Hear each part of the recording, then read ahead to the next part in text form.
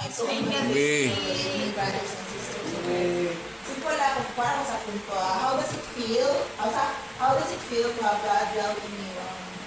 One, para sa mga personal experience na ko kay one, you feel contentment, fruitfulness, closeness, parang enlightenment, encouragement. Na through na siya sa before, to be honest, kay sa sira ko appeal o kanabitang sa panang community lang mo sa formation class ba doon yun sa upag kuan sa Bible nga actually mag 2 weeks na ko si kuan kadlaw magbasa ko Bible nga naami ka nang ka-instruct ka sulit sulti ni para Teresa kang nakaka-instruct ni mga word mga Bible verse nga imuan na nimo by word is ka nang basta natingin sa word ako nila siya WORD nga how will you apply so ako sa ibutan sa ako ang daily journal kung sa itong Bible verse na ako na-instruct din, ako siya, how I apply it every day as much as I could. Karang, dito siya feeling ba niya? Through prayers, sad niya, through the scriptures, na reading the Bible, ma-enlightenment, di ba niya? Di man kayo ko ba nga, Lord, hindi man po perfect na pagkakao kay, di ito makasala. Pero I'm doing my best na mag-confession dito every 2 weeks, sa araw ka.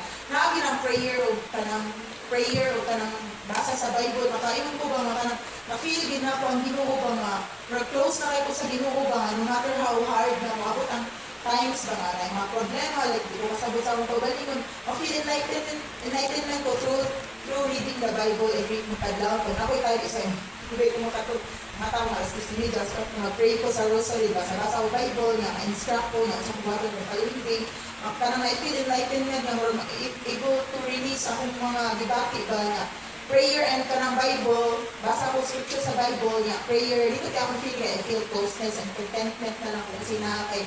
Sometimes, makikita ko mga butang nga, nakakita mo rin na nga eagerness ba nga, ano Lord na sila, ako wala, Lord, I'm doing my best ba nga, to be contented na lang ko. Minsan na nilaanak ko, para lang happy ko, di na lang ko makita pa. Kasi na ako, being grateful na lang, the gift of gratitude, at least na ako'y family, nag-love na ko, kung na ba, food ba nga, important ba, dili na lang ko po.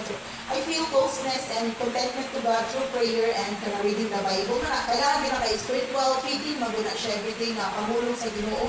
Social kita, paanyat ka na Bible, save ka. So muna siya na ako ilista sa daily journal na ko through Bible and prayer. Mag-pray jud ko niya, as much as I could, magbasa ko Bible, sa makapa-instruct na ko nga, Lord, ako nang buhatin the following day. Mauna na siya, nag-practice na pa na kaunti-unti at least ka.